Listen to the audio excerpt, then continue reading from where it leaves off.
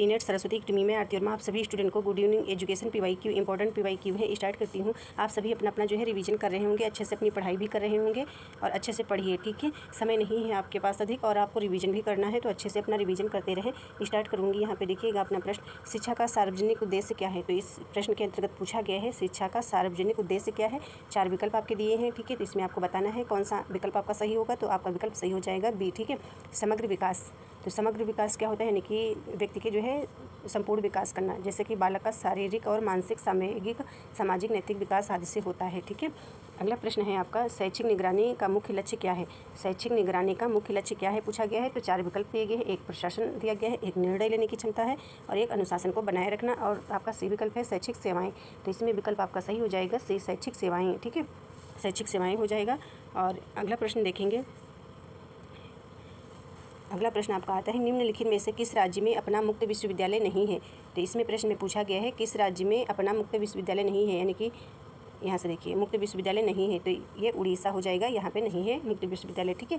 और उड़ीसा, यहाँ से व्याख्या में देख सकते हैं, उड़ीसा राज्य का अपना कोई मुक्त विश्वविद्यालय नहीं है यहाँ पे।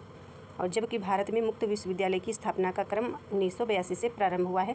तो ये आपको ये याद रखना है कि जो है मुक्त विश्वविद्यालय की स्थापना का क्रम जो है 1982 से प्रारंभ हुआ था। यदि प्रश्न में पूछा जाए तो आपको उत्तर देना है, ठीक है।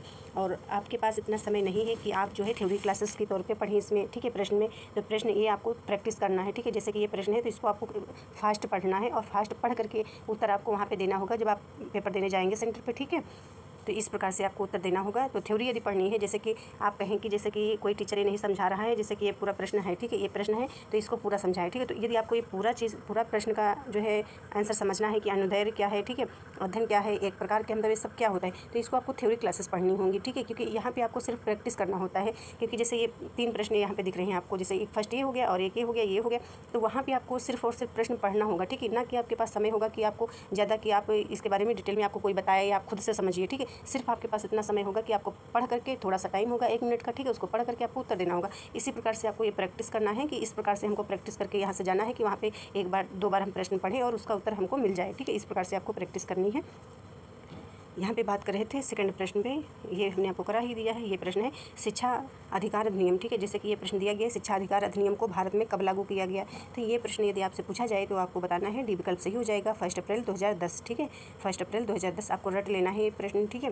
ये पूछा जाए या मिलान करने में आ जाए, जैसे शिक्षा का अधिकार अधिनियम लिखा हो एक तरफ, ठीक है, और ये आपका ईयर ये दिया हो, ठीक है, तो मिलान करने में आए तो आपको ऐसे मिलान कर देना है, ठीक है, इस प्रकार से। और इसको देखना है और इसको व्याख्या के तौर पे आपको पढ़ना है, तो व्याख्या के तौर पे भी आप पढ़ सकते हैं। शिक्षा का अधिकार अधिनियम RTE 2009 में आया था, लेकिन इसका क्रियान्वयन अप्रैल जो है 2010 से है, ठीक है, 2010 से है। 6 से 14 वर्ष में बच्चों को एक निश्चित स्तर तक की शिक्षा प्राप्त करना उनका कानूनी अधिकार है, ठीक है। निःशुल्क शिक्षा, इसमें मुक्त एवं जो है अनिवार्य शिक्षा की बात करी गई है, ठीक है। और इसके बाद आपका अगला प्रश्न आता है ये, ठीक है, अनुदैर्घ्य अध्ययन एक प्रकार होता है, ठीक है। तो अनुदैर्घ्य अध्ययन एक प्रकार होता है, तो ये एक प्रकार का विकासात्मक जो है अध्ययन होता है ये, ठीक है। इस प्रकार से प्रश्न आपके होंगे कि आपको जो है दे करके उत्तर देने हैं, ठीक है। 2 बार आप प्रश्न पढ़िएगा और आपका उत्तर आपको पता हो जाना चाहिए, ठीक है। 2 बार आप प्रश्न पढ़िए और आपको 4 विकल्प आपको पढ़ने हैं, ठीक है, और आपको उत्तर देने हैं। तो इसी प्रकार से जैसे कि ये प्रश्न दिए गए हैं, ठीक है, तो यहाँ पे आपको प्रश्न आप पढ़िए और उत्तर दीजिए, ठीक है। ये प्रश्न पढ़िए, आप उत्तर दीजिए, इसी प्रकार से आपको प्रश्न का उत्तर देना होगा, ठीक है।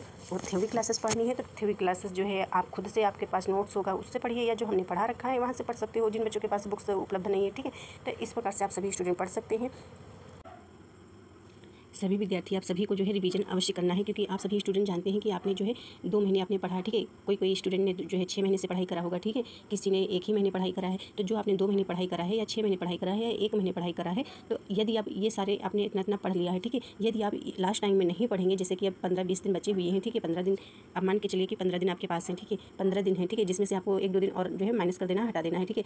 तो जैसे कि आप समझिए 12 दिन, 15 ही दिन मान के चलिए, ठीक है। तो 15 दिन आपके पास हैं। यदि आपने 6 मंथ आपने पढ़ा है, 2 मंथ्स आपने पढ़ा है, ठीक है, ये जो आपने पढ़ रखा है रिवीजन नहीं करेंगे तो आप नहीं कर पाएंगे, ठीक है। क्योंकि पढ़ा हुआ हर कोई जो है भूल जाता है, हर स्टूडेंट भूलता है, हर पर्सन भूलता है, ठीक है, नहीं याद रहता है। तो आपको जो है 15 दिन आपको रिवीजन करना है। तो आपको किस प्रकार से रिवीजन करना है ये हम आपको बता रहे हैं, हमने कई बार हर क्लासेस में बताती हूँ, ठीक है।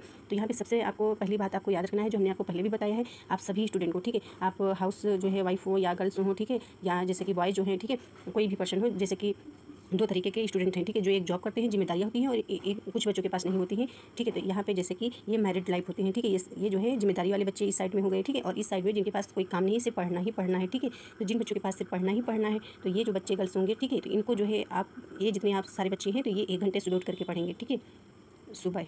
और ये इधर जो ये जो बच्चे होंगे इधर, ठीक है, इस साइड में, तो ये जो पारिवारिक जिम्मेदारी होती हैं, ठीक है, ये पारिवारिक जिम्मेदारी, ठीक है, इनके पास समय नहीं होता है या जॉब कर रहे होते हैं, ठीक है। तो इन बच्चों के लिए जो है सिर्फ और सिर्फ जो है आधे घंटे पढ़ना है सुबह उठ करके, और PYQ, ठीक है, या फिर आपको जो है 2-4 पेज आपको पढ़ने हैं, ठीक है। यहाँ पे देख सकते हैं ये आपको आपको PYQ जो है आपको करना है, और ये जो है आपके पास 1 से, यानी कि हमने आपको बताया 1 से 4 पेज आपको डेली पढ़ने हैं आधे घंटे, कितना भी आपके पास काम हो, ठीक है। आपको सबसे पहले सुबह आधे घंटे जल्दी उठना है, हाउसवाइफ हो, ठीक है, या कोई भी लड़कियां हो जिनके पास बहुत सारा काम होता है, ठीक है, और या जो बच्चे हैं, ठीक है, यानी कि कहने का मतलब बॉयज़ लोग हैं जो अपना जॉब करते हैं या कोई भी जिम्मेदारी है, ठीक है। तो ये सारे बच्चों को आपको जो है PYQ आधे घंटे करने हैं सुबह उठ करके सबसे पहले। और ये जो फ्री बच्चे होते हैं, सिर्फ पढ़ाई करते हैं, इनको भी सुबह उठ करके सबसे पहले चाय नाश्ता ना करके आपको सबसे पहले जो है सुबह PYQ करना है, आपको 50 PYQ करना है, ठीक है। ये PYQ करना है, ठीक है। नहीं PYQ करना है तो आपको जो है 2-4 पेज आपको भी पढ़ने हैं, ठीक है, 2-4 पेज आपको भी पढ़ने हैं, 4-5-6 जितने भी पेज आप पढ़ पाएँ, ठीक है। और आपको जो है 50 PYQ डेली करने हैं। और ये जो स्टूडेंट है इस साइड के, तो इस साइड के जितने कर पाएँ आप उतने करना है, पर आपको टाइम फिक्स कर लेना है आधे घंटे, ठीक है। आपको आधे घंटे टाइम लेना है, और ये जो बच्चे हैं इनको 1 घंटे टाइम लेना है, ठीक है। ये बच्चे जो है समथिंग आपको 4 बजे उठना है, या फिर 4:30 बजे आप उठिएगा, और ये बच्चे जो है ये 5 बजे भी उठ सकते हैं, ठीक है। इस प्रकार से आपको पढ़ना है, और आप सभी स्टूडेंट को अच्छे से कवर करना है, जिस प्रकार से हमने आपको बता दिया है। तो आपको जो है आधे घंटे आपको जो है आधे घंटे पढ़ना है, और इन बच्चों को जो है 1 घंटे पढ़ना है, ठीक है।